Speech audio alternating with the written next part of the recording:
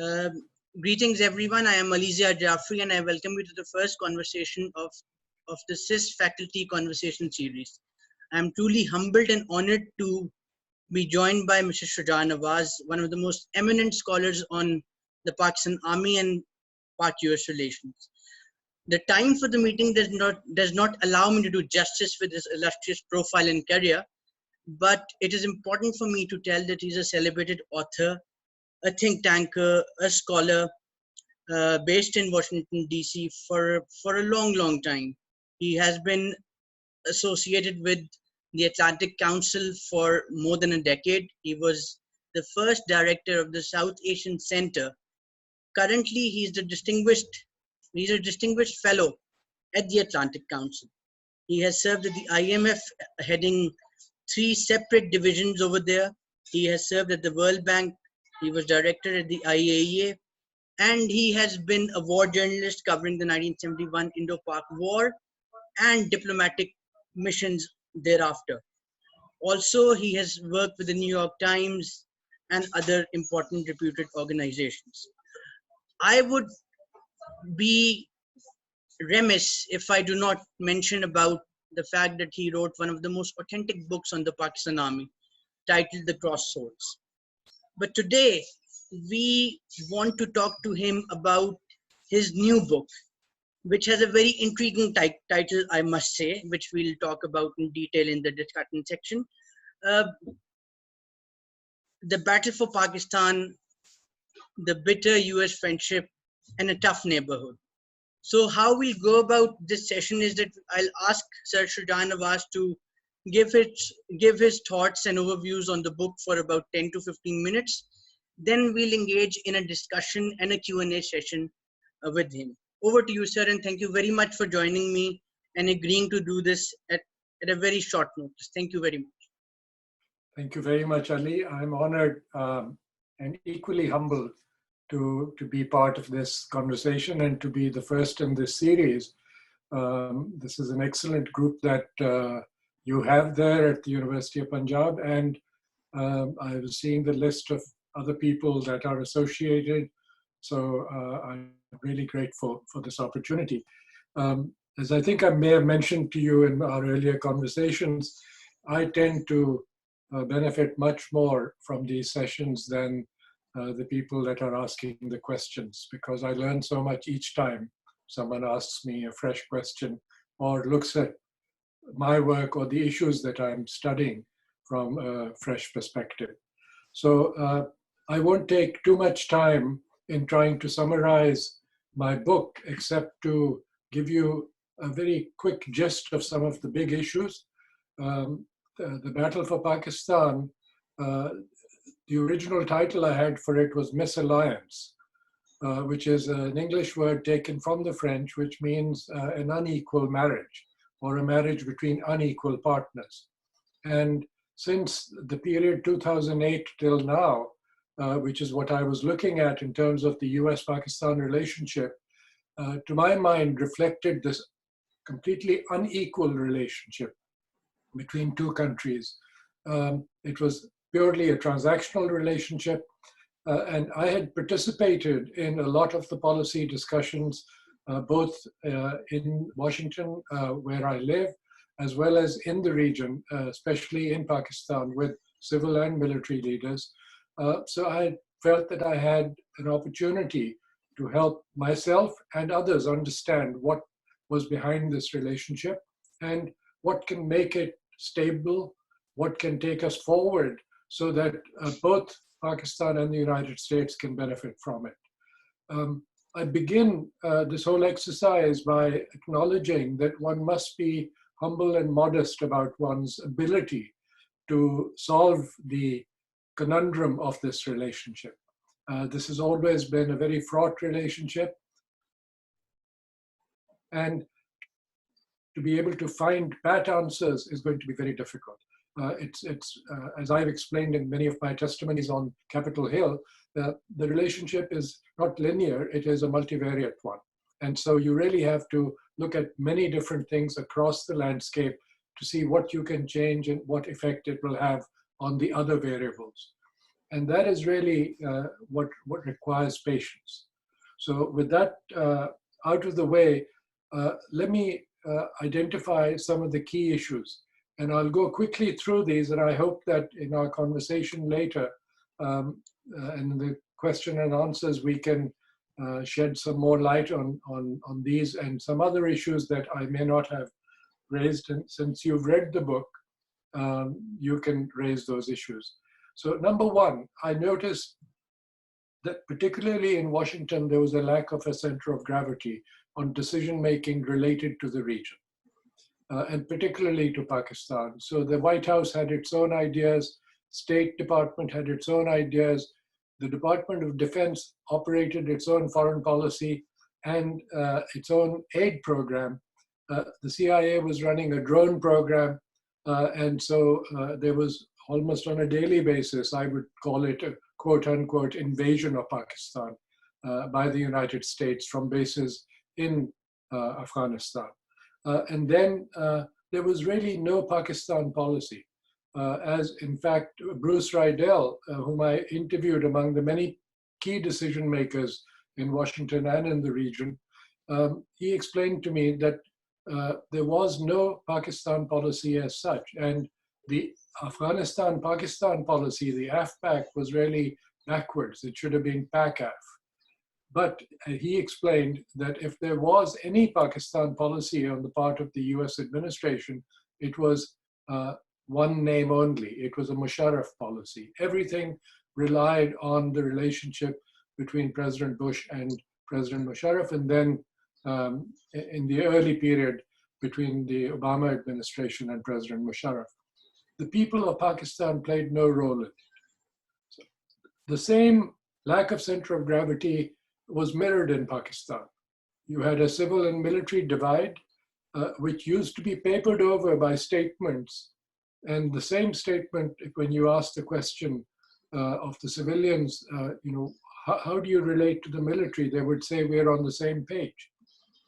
If you ask the military the question, they said, we're on the same page. I mean, it led me to quip in a half-serious manner in a paper I did for the US Institute of Peace, that if they were on the same page, they were probably in different books. And that was the truth, because the Pakistan military had, and particularly the army, had its own direct relationship with the Pentagon. And it made decisions, particularly on Afghanistan, that may or may not have been cleared with the civilians, because the civilians didn't bother to pick up the mantle of decision-making and outsourced decision-making to the military repeatedly, and pretended that they were in charge. And behind the backs of the military, they would complain to the Americans. And they were constantly, as my book illustrates, worried about when is the army going to take over. If it weren't for WikiLeaks, we wouldn't have seen many of these contradictions come to light. Secondly, there is a table in my book that I think essentially captures what the United States and the Allies did wrong in Afghanistan. It's called One War, 18 Years, 18 Commanders. And I've listed the names and the tenures of all the 18 commanders. And the average tenure was 13 months. So that really reflects a lack of clarity in the initial aims of the invasion of Afghanistan.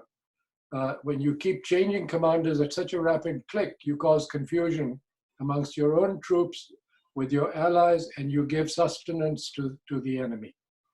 The next one is lack of trust.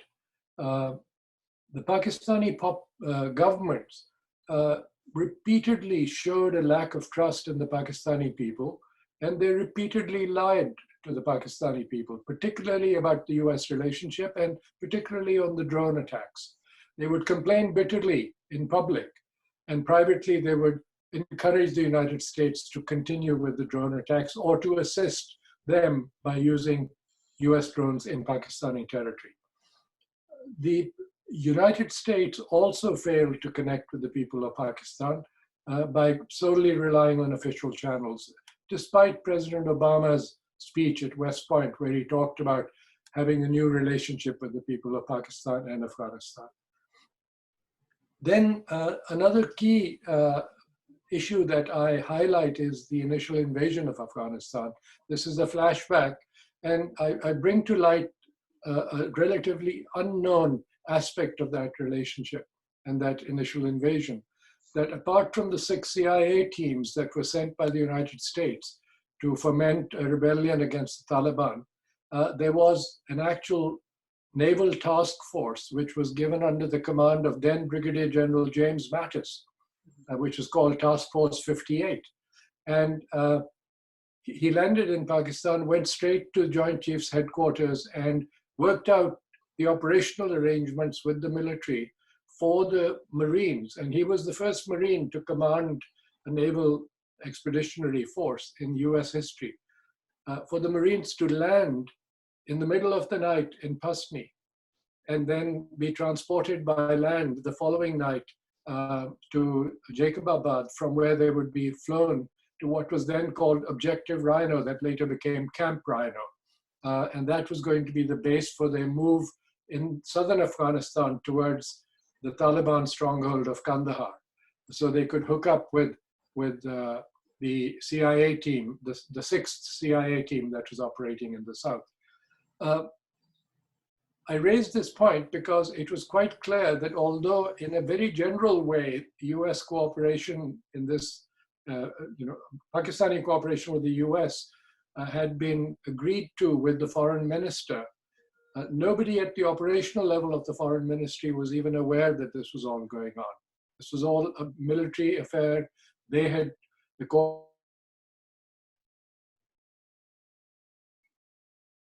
So this kind of reflects the lack of governance on the part of the civilians, which essentially allowed the military to make decisions. And then the civilians, if things turned out well, could take credit. If they didn't turn out well, they would complain behind the backs of the military. And finally, I come to 2 points. One is the future of Pakistan and the future of this relationship. Everything really depends on good governance. And good governance will rest on a good economy, because the security of Pakistan is not purely a military security. It has to be based on a very strong economy and a strong polity. And the victory of what I identify as centripetal forces that will hold the country together and get rid of the centrifugal forces that threaten the solidarity of the country. Pakistan needs to prepare itself for this.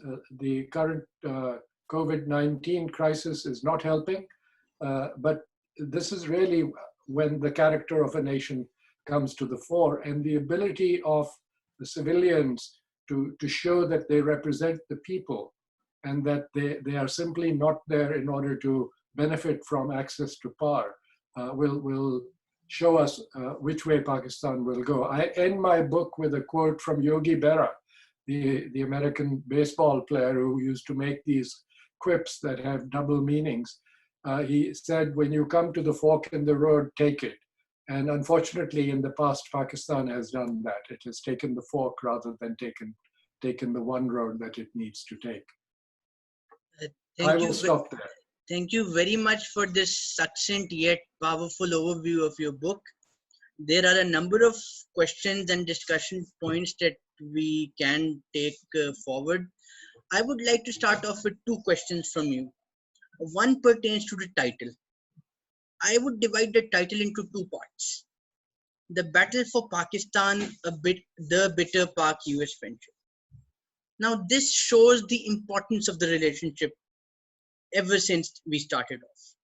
And the next part, a tough neighborhood, shows that this relationship has been very narrowly focused and very transient in its approach.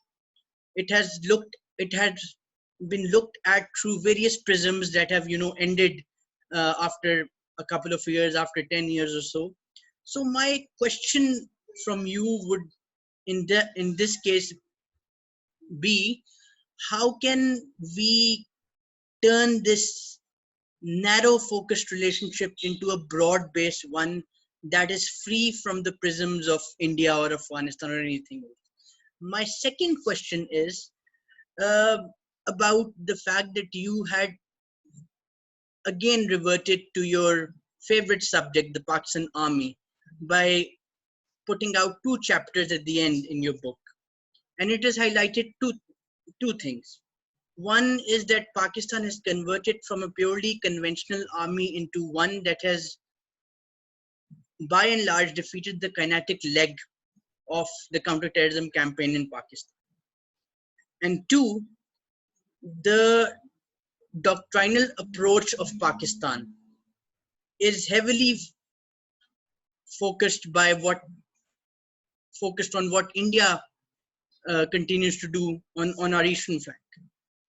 So the question in this regard is that since you understand DC better than most Pakistanis, has there been a realization in DC recently that these two things, the focus on the counterterrorism campaigns and our legitimate security concerns vis-a-vis India, has that shifted towards the better, or are there still gaps and misgivings in DC? These are my two questions. Thank you. Those are very perceptive questions, and I'm glad you raised them. In fact, the section on the military was much, much longer. I had added many other chapters going into great depth, but it seemed to do two things. It made the book even fatter than it currently is, and I didn't want to create another doorstopper of a book like Cross Swords, which originally was a 1,000-page book, but that was reduced to 700 pages. So this book that you see now, The Battle for Pakistan, is a 422 pages roughly, but it was actually about 600 pages. I had to cut it back. And so I removed many of the detailed discussions of what the military does and how it could be better at what it's doing and more efficient, etc. Maybe that's something for another book or some other papers. We'll see. So I'm going to start with your second question first. Yes, the Pakistan Army has very successfully transitioned from being purely a conventional, largely static force, fighting very conventional Second World War style warfare against a very conventional and pedestrian, in terms of strategy, enemy, which was India. And that has been their advantage, that the enemy didn't create opportunities for itself that would have surprised Pakistan and easily overwhelmed Pakistan in all the wars that Pakistan fought. And so for Pakistan, it was a victory that they managed to foil the Indian attacks on its territory, except, of course, for the loss of East Pakistan, which became Bangladesh, because that was really an impossible military situation, an impossible political situation.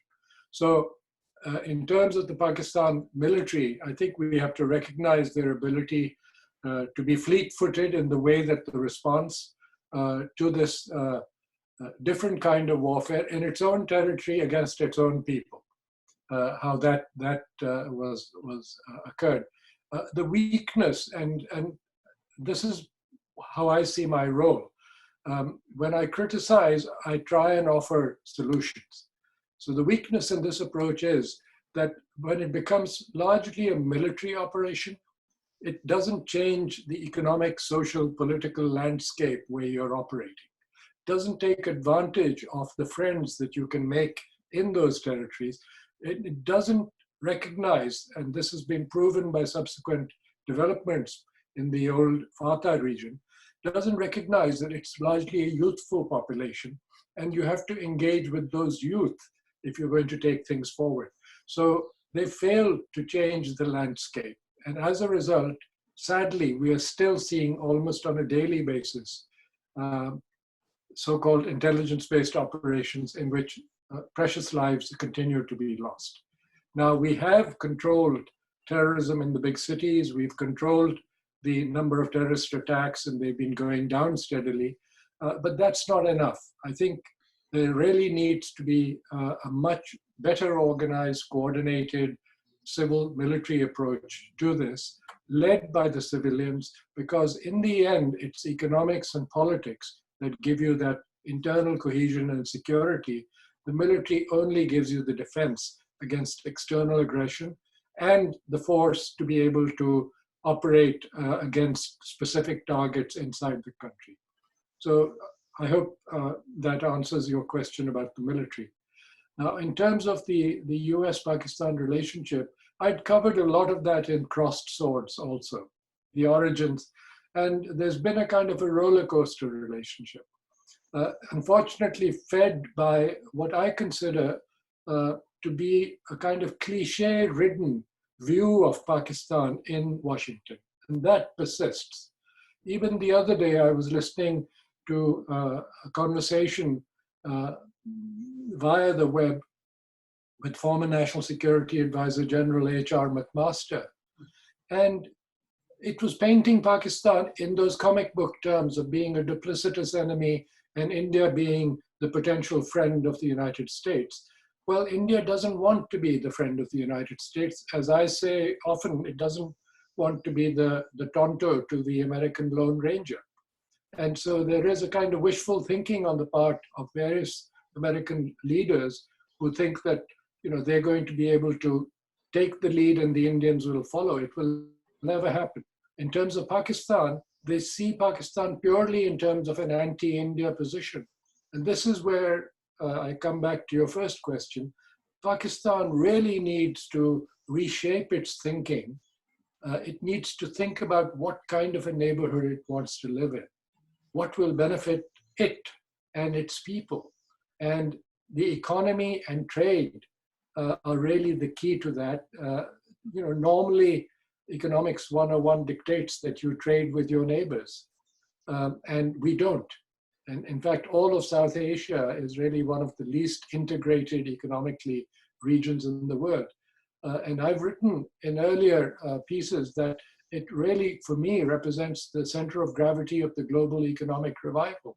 And Pakistan can play an enormous role in being that link between China and the Middle East, between Afghanistan and Central Asia and India, and make India dependent on Pakistan so that it would have leverage over India. And I've had these conversations with both civil and military leaderships, but unfortunately, there's a kind of a short-term political calendar that determines the actions that people take, not a statesman-like over-the-horizon view of what things should be done. I think taking a cue from your last comments about the center of gravity, you have exceedingly and excessively talked about that center of gravity, and it reminds me of Carl von Clausewitz. Now the center of gravity, as you alluded to, is shifting from military to economics. And this is what China's path to power and path to prosperity is all about. Now, you know that in DC, there is, especially the State Department, the SEA, is pretty critical about CPEC. Alice Wells made a very critical and a very scathing speech on CPEC in December 2019. So there are concerns amongst the Pakistanis and here and other people as well that how will the Americans navigate their Indo-Pacific strategy that is overtly anti-China, and then how would it balance that off with trying to improve ties with Pakistan? Because the fulcrum of China's One Belt, One Road initiative lies in the China-Pakistan economic corridor. So this question, I think, is pretty relevant, and other people have asked me similar questions to be put up to you. So I think this is a fulcrum that needs to be addressed. Maybe a few words on these would help readers make a sense of what is to come for Pakistan and the United States. Thank you, and I think this is a very critical issue, and it's one that on which not just myself, but a lot of my friends and colleagues that I interact with and that I learn from on a daily basis are looking at what China is doing, what the US is doing or not doing, and how to proceed. First of all, I think foreign policy or economic policy, if it is to succeed and to take root, has to be for something, not against something. And the US approach has been against China. Even President Obama's TTP initiative for the Pacific was TPP initiative in the Pacific was supposed to be an economic bulwark against China's hold on the Indo-Pacific. India has its own Pacific or Eastern approach, and that the US thought that it would align itself, or India would align itself with the American approach. Well, President Trump came and ended the Obama policy, but he's persisting with his own pivot against China using the Indo-Pacific, and it hasn't worked, largely because the Chinese have the ability to think in the long term. And their One Belt, One Road initiative is not solely confined to Pakistan or Central Asia. It also includes, rather interestingly, India.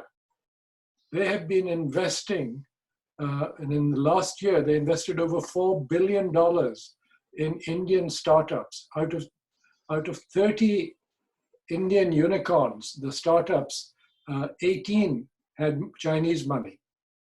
So this is called thinking beyond the horizon, over the horizon.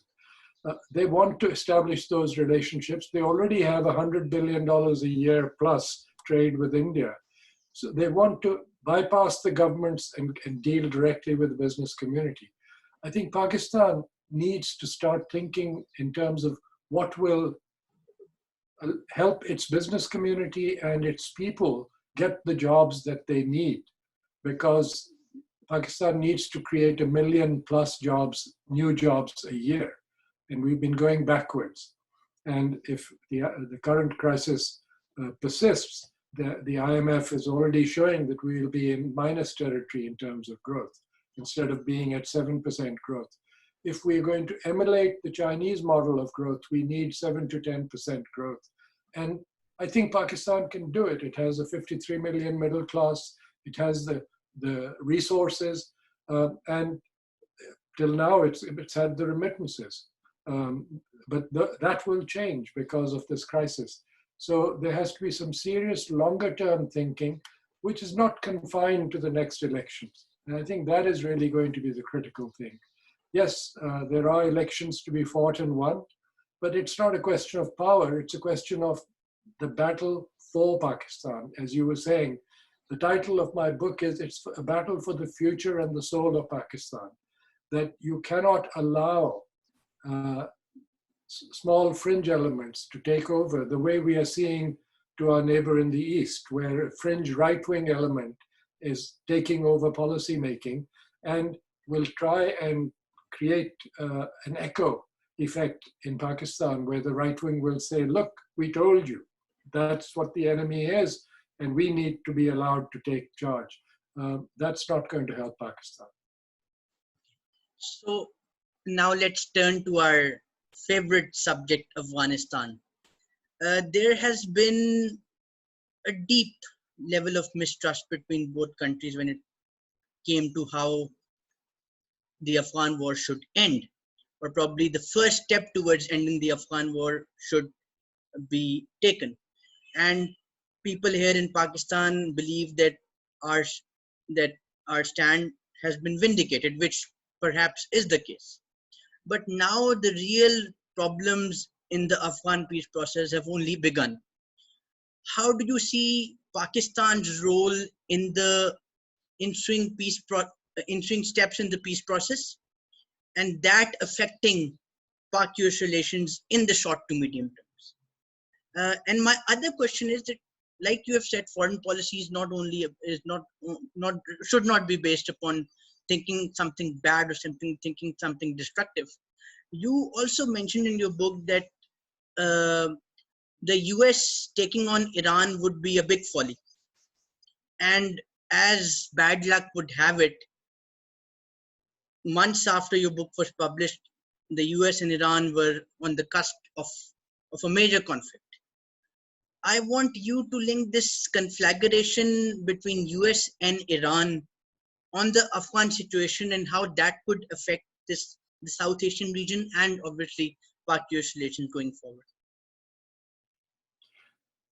Again, let me start with the last bit of your question. I think Iran is a very critical element and a critical partner in anything that deals with the future of the region, whether it is the relationship with Pakistan, whether it is South Asia as a whole, including India and the economies of South Asia linked to Iran, and whether it is Afghanistan. The United States, unfortunately, doesn't retain institutional memory as much as we do in Pakistan. And so we still have people who are at the ISI and other places who know Afghanistan backwards, and many of them are analysts whose analyses have come to be recognized as accurate in the longer run. I've had the honor of knowing some of them. Some of them are now deceased, but they have been quite right in the way they understood the mechanics of Afghan politics and the mechanics of the relationship between Afghanistan and Pakistan and Afghanistan and Iran. And they made it work to some extent. But there were short-term moves, tactical moves that created difficulties, and that will continue to be a fraught relationship as a result of that. Now, Pakistan can play a very positive role by helping Zalmay Khalilzad convince his master in the White House that Iran helped us in the period after the invasion, or during the period of the invasion in 2001 October. Iran was a partner in restoring some idea of stability and independence to Afghanistan. Iran has massive economic and political links to the western half of Afghanistan and continues still to penetrate that economy through teachers and technicians and oil supply, among other things. There are issues of water distribution between Afghanistan and Iran that need to be resolved. But in spite of that, there is a relationship that can and should be encouraged. It'll help stabilize Afghanistan over time. And that's a good thing for the United States, because why should it see Iran only as an enemy and see it only through the eyes of the Gulf states or Saudi Arabia, for that matter? It needs to see it in the global context, and also as a hub for the new Silk Route idea, which had been bruited by President Obama, which has now died. I've talked about the need for a new Grand Trunk Road initiative, which would link Kabul to Dhaka. I think that would go a great deal in helping all the countries of the region, and then you can link that with Iran also. So I think Iran is very critical to the future, and I hope that we can assist Zalmay Khalilzad in convincing President Trump of that. In terms of Pakistan's own role, I think sometimes the less you do, the better. I think Pakistan should not see itself as the main problem solver for the Afghans. The Afghans are better left to solve their own problems, with Pakistan giving them the assurance that it is not going to play only the Pakhtun card, that it is ready to be friends with all the Afghans and allow what many in Pakistan often referred to as the Misake Milli to emerge, a compact of all the different disparate groups that have kept Afghanistan as a nation for almost 200 years. So, sir, I will just like to ask a couple of more questions before we wrap up, and I think we can in the next 10 or so minutes. DC has been very concerned and invested also in Indo-Pak crises ever since Kargil. And although the role of the US is waning and it was not that prominent during the Pulwama Balakot crisis. Uh, but here, even you mentioned in your book that the US should not prop up India as a regional hegemon. That would have implications for more of its other interests like non-proliferation and vertical proliferation in South Asia, especially. Um, I get a feeling that the US is running with the hares and hunting with the hounds. Uh, if the US is actually concerned about strategic stability in South Asia, what steps should it be actually taking so that the fear on either side does not precipitate into something that could, propel a conflict in the region? Because what we see as of today, the kinds of weapons that India is receiving from the US and the kinds of military partnerships that they are in the process of having is directly affecting Pakistan's deterrence mix and deterrence calculus.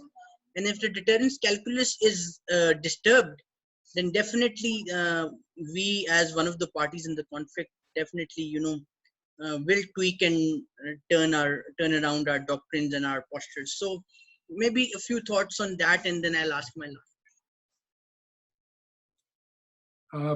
This is obviously a question on which we could have a complete session by itself. Something that's very close to my heart, because I think it's important to understand that Pakistan already has a very powerful conventional defense against India. And this emerged, even though it's been fashionable to criticize him during the period of General Kiani. He actually produced, by moving the armored division to the command of the Gujranwala Corps, he essentially shut off one very essential element in any conventional Indian incursion into Pakistan. And so the other, of course, is the presence of nuclear weapons, and particularly these so-called tactical nuclear weapons, which are nuclear weapons. I don't differentiate between tactical and non-tactical, because once you fire a weapon, it produces a mushroom cloud, and then all other policies of no first use go out of the window. So the question really is, are you going to continue to ratchet up this activity? Are you going to produce more and more of nuclear weapons when you don't need them to blow each other up 17 times over? I think both India and Pakistan have very smart people on both sides. And I know that because I've dealt with them in both countries. When I was running the South Asia Center, we ran a number of track 2 dialogues, including a military dialogue. And I came to understand that they're very sensible and very thoughtful people on both sides. And we should allow them to participate in some long-term thinking about where does Pakistan want to be. I mean, it cannot afford to compete against an India, which is a much larger economy, where it is the world's largest importer of arms today, and therefore has clout with the major arms producing countries like the Russians and the United States, and Britain and Germany and France and so on. So Pakistan cannot compete on that level. It must only do enough to be able to protect itself. And I think that's very critical to establish that balance and to let people know that you can't transgress the boundaries of Pakistan. I believe Pakistan has done that. But there is a kind of momentum that is carrying, the inertia which is carrying us forward, in doing more and more and not retiring old weapon systems and so on. So Pakistan has to think about how it will approach this on the military front. But more important, it needs to think, I go back to my earlier point about the economy and the strength of the country, which will have to come from the economy. Because India, despite its arms imports, is now reducing as a percentage of its GDP, its spending on defense. Whereas for Pakistan, it has actually gone up again after having gone down for a while. And that's the kind of thinking that needs to be done inside Pakistan. And it needs to involve both the civilians and the military to see if you can open up the economy and let the private sector have its say, reduce the number of parastatals, including, dare I say, the economic footprint of the military. I've suggested following the Chinese example, where they disbanded what was called PLA Inc. Because they wanted the private sector to take the lead. I think the military deserves to be supported, deserves to be given support, particularly for retirees and people that are getting ready to retire. And that should be the role of the central government through a veterans administration type of administration or a ministry, but not to try and intrude and to crowd out the private sector. I think that's a very narrow balance that needs to be maintained. Okay, so just quickly, we have a couple of minutes. Last year, when Prime Minister Khan visited DC, there was a lot of fanfare about, the bonhoming between the two unpredictable leaders, and you have also talked about that in other works of yours. So, is there hope of a revival? Is there hope of better ties? I'm quite sanguine about it, but just a quick word on the hope. Is there hope, or is everything going downward in Pak-US relations? I've been accused for much of my life and my professional life of being an optimist. And my friend Arno de Boergraaf used to joke with me that a pessimist is an optimist with experience. And so I remain an optimist in spite of that. The reason is that the political season in Washington changes. And President Trump is not going to change because he has a lifetime of his behavioral traits, which are extremely whimsical and not based on serious study. I think that's the one thing one can be critical of him. He sometimes gets it, and then he's like a bulldog. He gets his teeth into an issue, and there are things that he's said and done that may well be worth supporting. But on many things dealing with foreign policy, he has no sense of history. But there are others in this town, on the Hill, as well as in the political system, in his own party, as well as in the Democratic Party, who are much better at understanding history and the nuances that go along with it. Now, I don't think that there's going to be some magical moment when the US will say we're going to solve Kashmir for Pakistan. They can't do that. India is far too powerful and intransigent to allow them to interfere. Pakistan is going to have to do that. And Pakistan can do it, I think, as we nearly did under President Musharraf. It was one of the great things that he almost did. But as they say in New York, when you are about to have an accident with a local driver, he says almost doesn't happen in New York. Either you've hit me or you haven't. So Pakistan really needs to do something, take the initiative and bring the Indians along, not rely on the Americans to solve Pakistan's regional problems. So there is an election coming up in November. If we are talking about President Biden on the day after the elections, then you'll have somebody who knows the region extremely well. I've had the honor of having briefed him a couple of times when he was vice president. And he asks good questions because he knows the people. He understands how Pakistan's politics works, how Afghanistan works, how India works, and he is very forthright. He's not going to beat around the bush. I think Pakistan should be getting ready to deal with a much more pragmatic relationship with the United States, not one based on wishful thinking. Thank you very much, sir, for this incisive, I must say, discussion on Pak-US relations and the future. If I were to sum up your thoughts, then I think we are in the need to get our house in order. It's important for all of us in Pakistan to think on those lines, that our house should be in order, our concepts of security need a rethink, and we should induct more and more of the economic element into the equation. And for the US, you have highlighted, obviously, the need for having one particular center of gravity or point of force, and that's particularly visible in the current dispensation in Washington, where the White House is saying something else and the State Department is saying something else. So this needs to change. The other thing is, I think, as you said in the initial parts of your talk, is that we need to keep expectations low, and let's keep.